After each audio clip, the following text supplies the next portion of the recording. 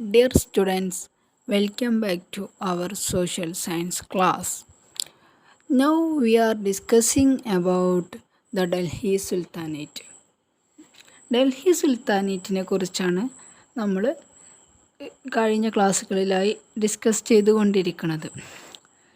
V discussed major rulers in Delhi sultanate. Delhi sultanate have many dynasties and prominent Kings.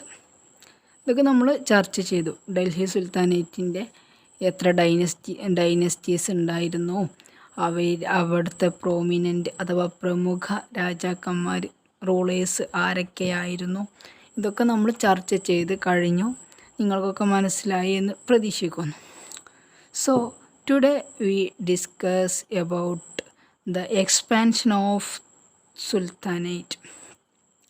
അതായത് സുൽത്താനേറ്റിൻ്റെ എക്സ്പാൻഷനാണ് നമ്മൾ ഇന്ന് പഠിക്കാൻ പോകുന്നത്.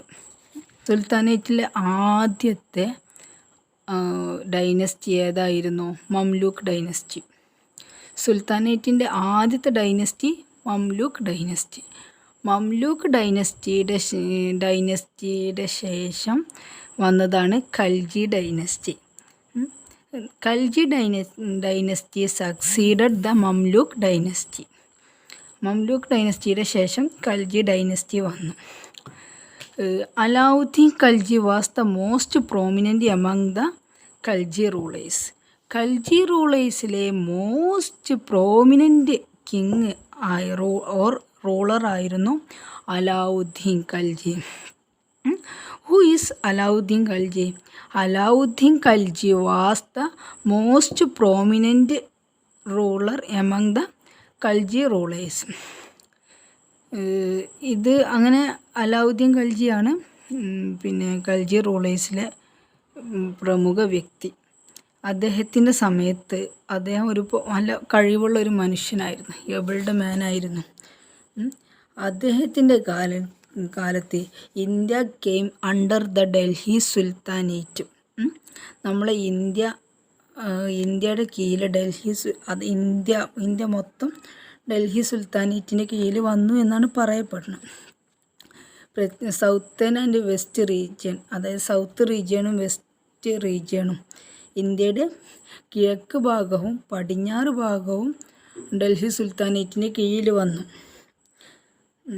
അങ്ങനെ ഫസ്റ്റ് വന്നത് ഏതാണ്? ഗുജറാത്ത് ഇന്നത്തെ ഗുജറാത്താണ് ഫസ്റ്റ് ഡൽഹി സുൽത്താനേറ്റിൻ്റെ കീഴിൽ വന്ന പാർട്ട്. നിങ്ങൾ ടെക്സ്റ്റ് ബുക്കിലൊന്ന് നോക്കൂ.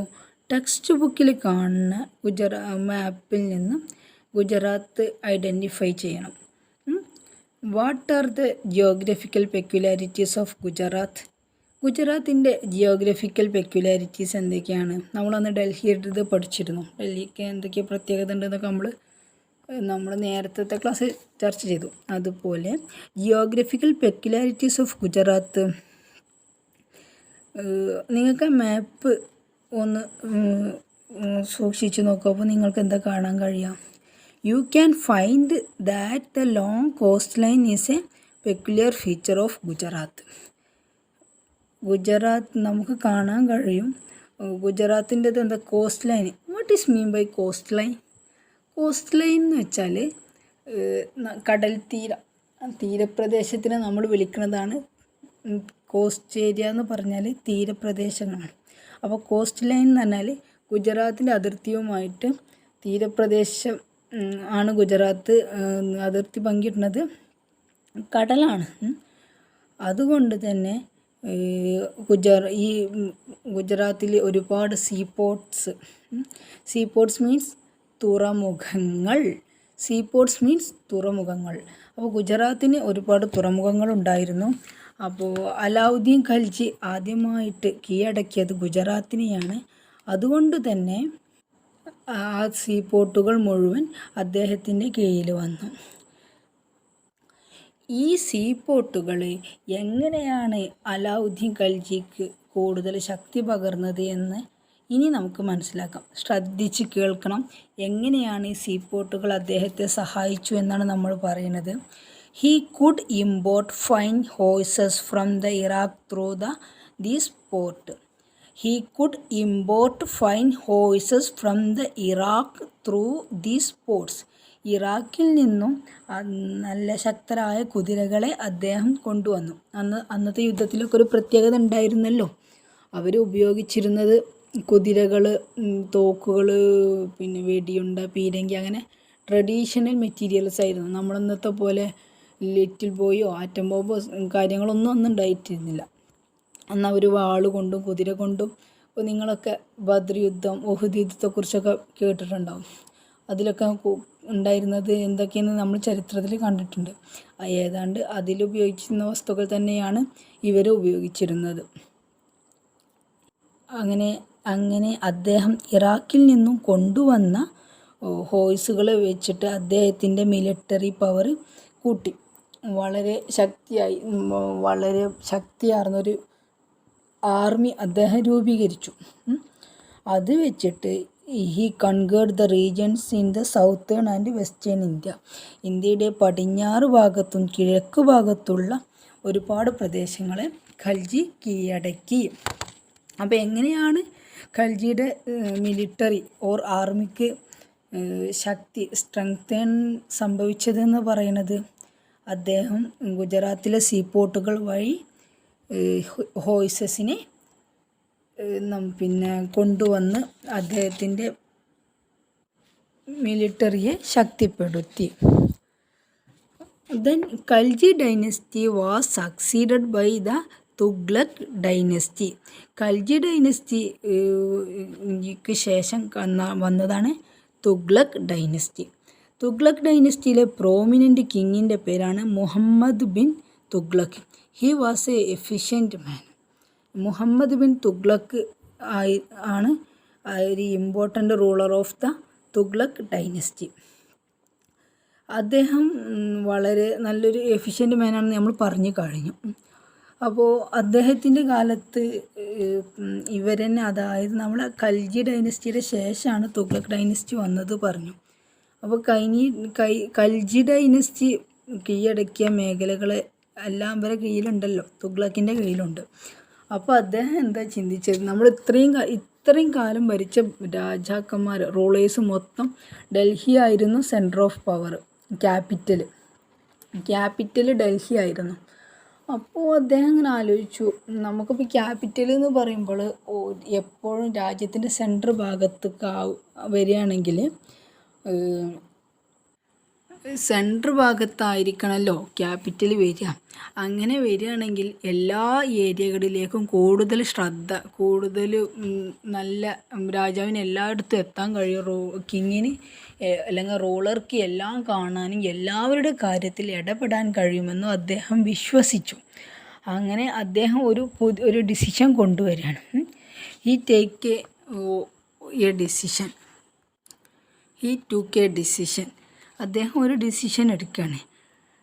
ഡൽഹിയിൽ നിന്നും ക്യാപിറ്റൽ ദേവഗിരിയിലേക്ക് മാറ്റുക. He shifted capital from the Delhi to Devagiri. He shifted the capital from Delhi to Devagiri and renamed Daulatabad. Devagiri renamed Daulatabad. അദ്ദേഹം ഡൽഹിയിൽ നിന്നും ക്യാപിറ്റൽ ദേവഗിരിയിലേക്ക് മാറ്റിയിട്ട് ദേവഗിരിക്ക് പുതിയ പേരിട്ടു, ദൗലത്താബാദ്. അങ്ങനെ അപ്പോൾ നിങ്ങൾക്ക് എന്തുകൊണ്ടാണ് അദ്ദേഹം ദൗലത്താബാദ് എടുക്കാൻ കാരണമെന്ന് നിങ്ങൾ ആ മാപ്പ് നോക്കുമെന്ന മാപ്പ് 1.4 നിങ്ങൾക്ക് കണ്ടാൽ മനസ്സിലാവും. ദൗലത്താബാദിൻ്റെ പ്രത്യേകത എന്താ, അതിനെ ചുറ്റുമാണ് അദ്ദേഹം കീഴടക്കിയ പ്രദേശങ്ങൾ കാണുന്നത്. അതുകൊണ്ടാണ് അദ്ദേഹം ദൗലത്താബാദിനെ തിരഞ്ഞെടുത്തത്.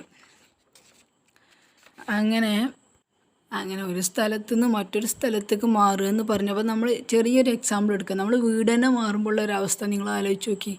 ഒരു വീട്ടിൽ നിന്ന് നമ്മളൊരു പുതിയ വീടെടുത്ത് മാറുമ്പോൾ തന്നെ ഈ വീട്ടിലുള്ള മുഴുവൻ സാധനങ്ങളും അങ്ങോട്ട് കൊണ്ടുപോകണം. പിന്നെ ഈ വീട്ടിൽ ഉപയോഗിച്ചിരുന്ന അതുപോലെ പ്രത്യേകിച്ച് നമുക്കൊരുപാട് വീട്ടിലെ ആക്സസറീസ് ഉണ്ടല്ലോ, പ്രത്യേകിച്ച് ഒരു എക്സ്ട്രാ നമ്മൾ വിറക് പുര, അങ്ങനെ ഒരുപാട് സംഭവങ്ങൾ നമ്മളെ വീട്ടിലുണ്ടാവും. ഇതൊക്കെ നമ്മൾ എക്സ്ട്രാ ഉണ്ടാക്കണം. പിന്നെ അത് കഴിഞ്ഞിട്ട്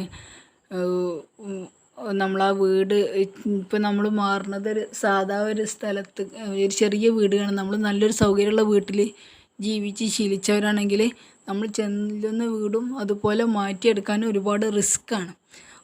ഈ വീട്ടിൽ ഉപയോഗിച്ചിരുന്ന മുഴുവൻ മെഷീൻസും സാധനങ്ങളും എല്ലാം കൊണ്ടുപോകാനും ഇപ്പോഴത്തെ കാലമാണെങ്കിൽ നമുക്ക് വലിയ റിസ്ക്കില്ല, അതിനുള്ള സൗകര്യങ്ങളുണ്ട്. പക്ഷെ ആ ഒരു കാലത്ത് അവർ വീടല്ല മാറുന്നത്, ഒരു വലിയ സിറ്റി മാറുകയാണ്, വേറൊരു സിറ്റിയിലേക്ക് മാറുകയാണ്. ആ ഒരു റിസ്ക് വലിയതായിരിക്കും. അങ്ങനെ ആ യാത്രയിൽ ജനങ്ങൾ മരിച്ചു വീഴാനും പിന്നെ ഒരിക്കലും മാറ്റാൻ കഴിയില്ലല്ലോ. ഒരു സിറ്റിയിൽ നിന്നും വേറൊരു സിറ്റിയിലേക്ക് മാറ്റുക എന്നുള്ളത് വലിയ റിസ്ക്കാണ്.